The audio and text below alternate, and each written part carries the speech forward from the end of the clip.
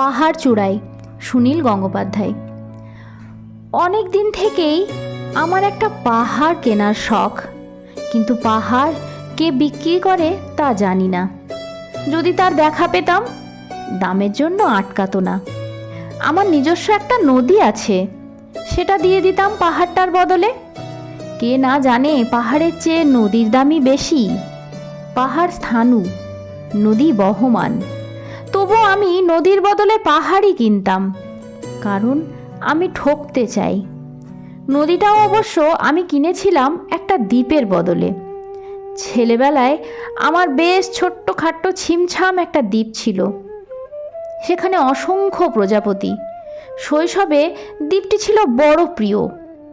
আমার যৌবনে দ্বীপটি আমার কাছে মাপে ছোট লাগলো। প্রবহমান ছিপছিপে তন্বী নদীটি বেশ পছন্দ হলো আমার।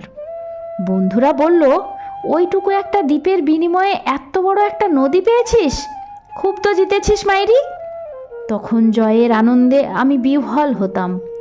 তখন সত্যিই আমি ভালোবাসতাম নদীটিকে। নদী আমার অনেক প্রশ্নের উত্তর দিত, যেমন, বলো তো আজ সন্ধ্যাবেলা বৃষ্টি হবে কি না? সে বলতো, আজ এখানে দক্ষিণ গরম হাওয়া, শুধু একটা ছোট্ট দ্বীপে বৃষ্টি, সে কি প্রবল বৃষ্টি, যেন একটা উৎসব। আমি সেই দ্বীপে আর যেতে পারি না। সে জানতো, সবাই জানে, শৈশবে আর ফেরা যায় না।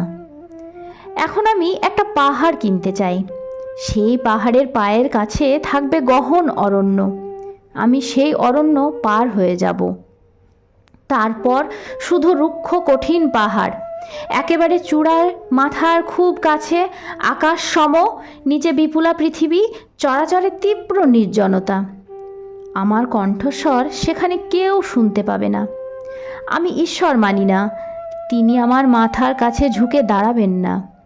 আমি শুধু 10 দিককে উদ্দেশ্য করে বলবো, প্রত্যেক মানুষই অহংকারী।